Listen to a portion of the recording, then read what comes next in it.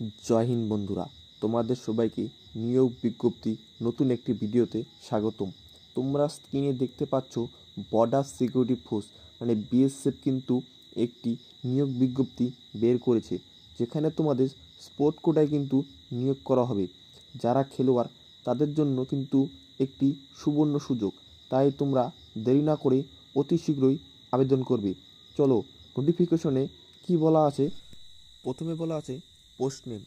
এখানে কিন্তু তোমাদের কনস্টেবলে নিয়োগ হবে জেনারেল ডিউটিতে আন্ডার স্পোর্ট কোটায়। তোমাদের কিন্তু খেলার কোটায় কিন্তু নিয়োগ করা হবে জেনারেল ডিউটিতে। এখানে টোটাল পদের কথা বলা আছে 391টি, যার মধ্যে পুরুষদের হচ্ছে 197টি এবং মহিলাদের ক্ষেত্রে কিন্তু 194টি শূন্যপদ রয়েছে। স্যালারি এখানে তোমরা একটি ভালো রকমের বেতন পেয়ে যাবে লেভেল 3-র, যেখানে 21,700 টাকা থেকে তোমাদের 69,100 টাকা পর্যন্ত কিন্তু তোমরা পার মান্থ বেতন পেয়ে যাবে। তারপরে রয়েছে জব লোকেশন। এখানে কিন্তু তোমাদের অল ইন্ডিয়ায় জব লোকেশন রয়েছে। তোমরা ইন্ডিয়ার যে কোনো জায়গায় কিন্তু জব করতে পারবে। তারপরে বলা আছে অ্যাপ্লিকেশন স্টার্ট।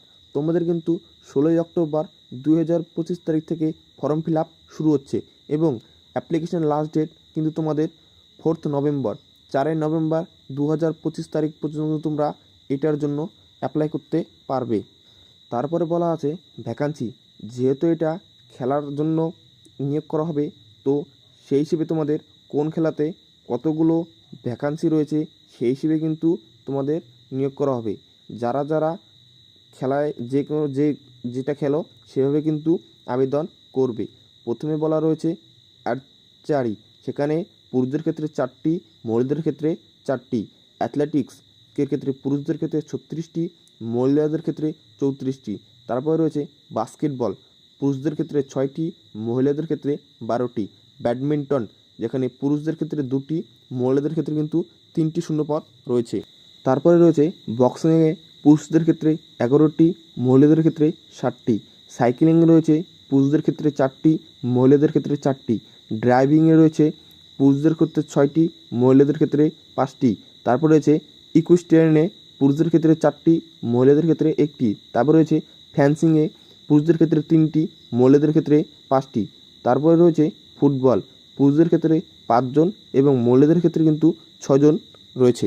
তারপরে জিমন্যাস্টিকে রয়েছে 3টি পুরুষদের ক্ষেত্রে এবং মহিলাদের ক্ষেত্রে 6টি। হ্যান্ডবলে পুরুষদের ক্ষেত্রে 6টি, মহিলাদের ক্ষেত্রে 10টি। হকিতে কিন্তু পুরুষদের ক্ষেত্রে 6 জন এবং মহিলাদের ক্ষেত্রে 6 জন। জুডোতে কিন্তু পুরুষদের ক্ষেত্রে 6টি, মহিলাদের ক্ষেত্রে 8টি। কবাডিতে কিন্তু 6 জন নেবে পুরুষদের ক্ষেত্রে, মহিলাদের ক্ষেত্রে 8টি। তারপর রয়েছে ক্যারাটেতে পুরুষদের ক্ষেত্রে 7টি, মহিলাদের ক্ষেত্রে কিন্তু 6টি। তারপরে রয়েছে সিপার ট্রাকে পুরুষদের ক্ষেত্রে 2টি, মহিলাদের ক্ষেত্রে 2টি। শুটিংয়ে পুরুষদের ক্ষেত্রে 2টি, মহিলাদের ক্ষেত্রে 7টি। সুইমিংয়ে পুরুষদের ক্ষেত্রে 16টি, মহিলাদের ক্ষেত্রে 8টি। টেবিল টেনিসে পুরুষদের ক্ষেত্রে 2টি, মহিলাদের ক্ষেত্রে 2টি। টেকওয়ান্ডোয়ে মহিলাদের ক্ষেত্রে 7টি, পুরুষদের ক্ষেত্রে কিন্তু 8টি শূন্যপদ রয়েছে। তারপরে রয়েছে ভলিবলে পুরুষদের ক্ষেত্রে 8টি, মহিলাদের ক্ষেত্রে 8টি। ওয়াটার পোলোতে পুরুষদের ক্ষেত্রে 4টি, মহিলাদের ক্ষেত্রে 2টি। ওয়াটার স্পোর্টে পুরুষদের ক্ষেত্রে 8টি, মহিলাদের ক্ষেত্রে 12টি। ওয়েট লিফটিংয়ে পুরুষদের ক্ষেত্রে 5টি, মহিলাদের ক্ষেত্রে 6টি। ওয়ারস্টিং ফ্রি স্টাইলে পুরুষদের ক্ষেত্রে 6টি, মহিলাদের ক্ষেত্রে কিন্তু 7টি শূন্যপদ রয়েছে। ওয়ারলিফটিং জিয়ারের ক্ষেত্রে পুরুষদের ক্ষেত্রে 8টি, মহিলাদের ক্ষেত্রে কিন্তু কোনো শূন্যপদ নেই। তারপরে রয়েছে উশু। পুরুষদের ক্ষেত্রে 7টি, মহিলাদের ক্ষেত্রে 7টি। তারপরে রয়েছে যোগাতে পুরুষদের ক্ষেত্রে 2টি এবং মহিলাদের ক্ষেত্রে কিন্তু 2টি শূন্যপদ রয়েছে। এই রইল তোমাদের পুরুষদের ক্ষেত্রে কিন্তু টোটাল 197টি শূন্যপদ এবং মহিলাদের ক্ষেত্রে কিন্তু 194টি শূন্যপদ। এখানে তোমরা যেটা নিয়ে খেলায় অভ্যস্ত তারা কিন্তু সেটাতেই অ্যাপ্লাই করবে এবং তোমাদের কিন্তু সার্টিফিকেট দেখাতে লাগবে। তারপরে রয়েছে এলিজিবিলিটি ক্রাইটেরিয়া। এখানে এডুকেশনাল কোয়ালিফিকেশনে বলা আছে 10th ক্লাস। যারা মাধ্যমিক পাস তারা আবেদন করতে পারবে এবং যে কোনো অর্গানাইজেশন বোর্ড থেকে কিন্তু তোমাদের পাস করতে লাগবে। তারপর রয়েছে স্পোর্ট কোয়ালিফিকেশান। যেহেতু এটি খেলার জন্য নিয়োগ, সেখানে কিন্তু তোমাদের স্পোর্ট কোয়ালিফিকেশন লাগবে। যেরকম তুমি যদি নিজস্ব কোনো মেডেল জিতে থাকো যে, বা ইন্টারন্যাশনাল খেলায় অংশগ্রহণ করে থাকো, বা ইন্টারন্যাশনাল অলিম্পিক অ্যাসোসিয়েশন অংশগ্রহণ করে থাকো, বা মেম্বার হয়ে থাকো ইন্ডিয়া টিমের, তাহলে কিন্তু তুমি অ্যাপ্লাই করতে পারবে। এখানে বলা হচ্ছে তুমি যদি নিজস্ব কোনো মেডেল জিতে থাকো, যেমন গোল্ড, সিলভার, ব্রোঞ্জ, এবং রাষ্ট্রীয় গেমস রাষ্ট্রীয় খেলায় এবং চ্যাম্পিয়ন হয়ে থাকো ন্যাশনালে, তাহলে কিন্তু তুমি এখানে দেখাতে পারবে। তারপরে বলা হয়েছে এজ লিমিট, বয়স। এখানে কিন্তু তোমাদের সাধারণত বয়স লাগছে 18 থেকে 23 বছর, যেখানে 1 আগস্ট 2025 থেকে কিন্তু তোমাদের বয়স কাউন্ট করা হবে।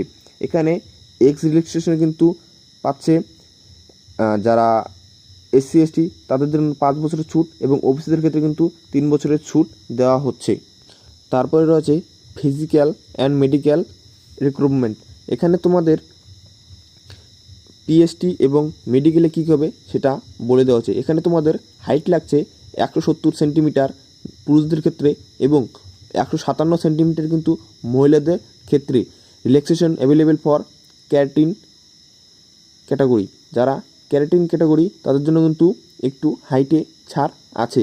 চেস্ট, এখানে শুধুমাত্র পুরুষদের বুকের ছাতি লাগছে 80 centimetre unexpected with minimum expectation 5 centimetre কিন্তু তোমাদের ফ্লোতে লাগবে। তারপরে রয়েছে মেডিকেল স্ট্যান্ডার্ড। এখানে কিন্তু তোমাদের মেডিকেল করানো হবে, এবং তোমাদের চোখের কিন্তু একটু গুরুত্ব দেওয়া হচ্ছে, যেখানে তোমাদের চোখ লাগছে 6/6 অ্যান্ড 6/9 বোথ আই। তোমাদের কিন্তু চোখ 6/6 থাকতে লাগবে, এবং 6/9 কিন্তু দুটো চোখই হতে হবে। তারপরে রয়েছে স্যালারি। এখানে কিন্তু তোমাদের একটি ভালো রকমের প্যাকেজের সাথে একটি স্যালারি দেওয়া হবে।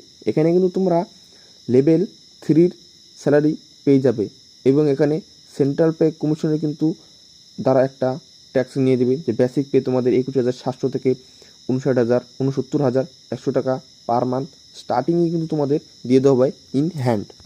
তারপরে রয়েছে সিলেকশন প্রসেস এক্সপ্লেন। এখানে তোমাদের বিজ্ঞপ্তিটি সিলেকশন কীভাবে হবে এটা সম্পূর্ণ বিশদে বলে দেওয়া আছে। প্রথমে বলা আছে স্টেজ 1। এখানে কিন্তু তোমাদের যে খেলার অ্যাচিভমেন্টগুলো সেগুলো দেখবে। তারপরে তোমাদের কিন্তু ফাইনাল মেরিট লিস্টের মাধ্যমে কিন্তু তোমাদের নিয়োগ করা হবে। এটা কিন্তু তোমাদের অফিসিয়াল নোটিফিকেশনে বলা আছে। স্টেজ 2 কিন্তু তোমাদের documentation and physical standard test হবে, PST। এখানে কিন্তু তোমাদের ফিজিক্যাল স্ট্যান্ডার্ড টেস্ট হবে, তারপরে ডকুমেন্ট ভেরিফিকেশন হবে। তোমাদের এখানে অরিজিনাল ডকুমেন্ট লাগবে, এডুকেশনাল সার্টিফিকেট, স্পোর্ট কোটা স্পোর্টের জন্য সার্টিফিকেট, কাস্ট সার্টিফিকেট, আধার কার্ড বা ভোটার কার্ড, এর সমস্ত কিছু তারপরে ভেরিফাইড হবে। তারপরে কিন্তু তোমাদের ফিজিক্যাল মেজারমেন্ট হবে, যেরকম হাইট, চেস্ট। তারপরে কিন্তু তোমাদের কিন্তু ডিটেলস মেডিকেল এক্সামিনেশন হবে। এখানে মেডিকেলে তোমাদের কী কী হবে, মেডিকেলে তোমাদের পুরো অঙ্গ চেক আপ করা হবে। তুমি যদি ফিজিক্যাল ফিট হয়ে থাকো তাহলে কিন্তু টিকে যাবে। তার যারও থাকে চোখ, নাক, পায়ে ভেরিকোস, তারা কিন্তু আনফিট হয়ে যাবে, এবং তোমাদের কিন্তু স্পোর্ট কোটায় তোমাদের সব কিছুই দেখে নেওয়া হবে। তারপরে তোমাদের ডকুমেন্ট কী লাগছে তোমাদের, এখানে তোমাদের রিসেন্ট পাসপোর্ট সাইজ ফটো লাগবে এবং সিগনেচার সহ। তারপর হচ্ছে মাধ্যমিকের সার্টিফিকেট, মানে বয়সের প্রমাণপত্রের জন্য মাধ্যমিকের অ্যাডমিট কার্ড দেবে। তারপরে বলা হচ্ছে কাস্ট সার্টিফিকেট দেবে, SC ST যদি হয়ে থাকো, OBC হয়ে থাকো দিয়ে দিবে। যদি স্পোর্ট সার্টিফিকেট থেকে থাকে তাহলে দেবে, এবং ডোমিসাইল সার্টিফিকেট, তুমি যে ভারতের সিটিজেন নাগরিক তার জন্য কিন্তু তোমাকে ডোমিসাইল সার্টিফিকেট দিতে লাগবে। এটা কিন্তু মাস্ট এবং ম্যান্ডেটরি। তারপরে বলা আছে তোমাদের অ্যাপ্লিকেশন ফিস। এখানে কিন্তু যারা জেনারেল বা UR বা OBC তাদের জন্য কিন্তু এখানে ফিস নিচ্ছে 159 টাকা, এবং যারা SC ST এবং মহিলা ক্যান্ডিডেট তাদের কিন্তু কোনো অ্যাপ্লিকেশন ফি দিতে লাগবে না। এই রইল তোমাদের সামনে পুরো ভিডিও। যদি ভালো লেগে থাকে অবশ্যই লাইক, শেয়ার এবং কমেন্ট করবে, এবং আমাদের ইউটিউব চ্যানেলটি সাবস্ক্রাইব করতে ভুলবে না। Thank you.